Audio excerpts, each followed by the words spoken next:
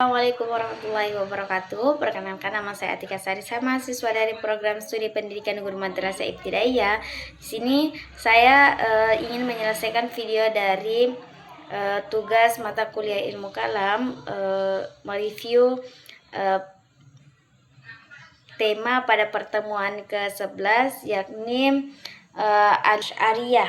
Nah, Asy'ariyah ini adalah aliran mazhab teologi ilmu kalam yang didirikan oleh Abu Hasan al-Asy'ari. Nah, Asy'ariyah yang merupakan sintesis atau jalan tengah dari perdebatan ekstrem antara aliran-aliran teologi sebelumnya seperti Mu'tazilah, Jabariyah, dan Qadariyah.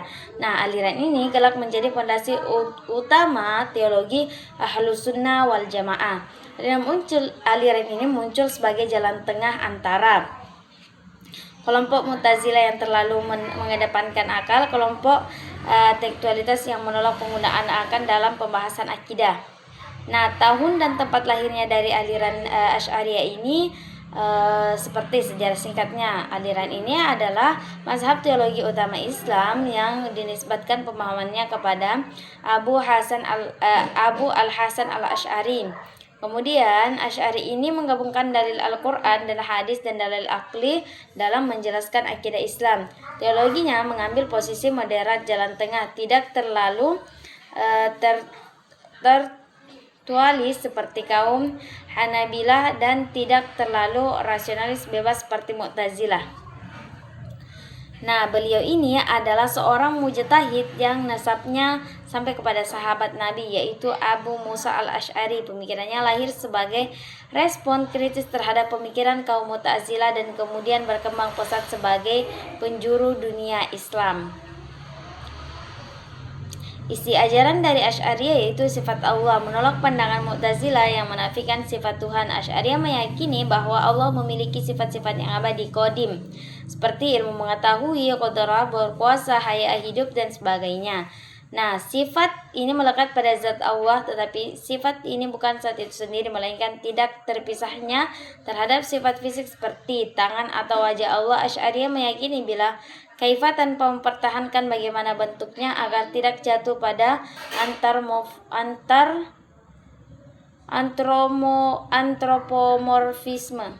Kedudukan Al-Quran pada berbeda dengan tajam dengan Mu'tazilah, Asy'ariyah meyakini bahwa Al-Quran adalah kalamullah yang bersifat qadim, tidak bermula atau abadi, bukan makhluk yang diciptakan. Firman Allah adalah sifatnya Allah dan sifat Allah tidak berupa makhluk. Kemudian melihat Tuhan di akhirat. Asy'ariyah meyakini bahwa Allah dapat dilihat oleh orang-orang beriman di akhirat kelak dengan mata kepala karena Allah memiliki wujud, namun melihat Allah di akhirat tidak sama dengan melihat benda materi di dunia. Dilihat tanpa arah, tanpa batasan dan jarak, tanpa deskripsi.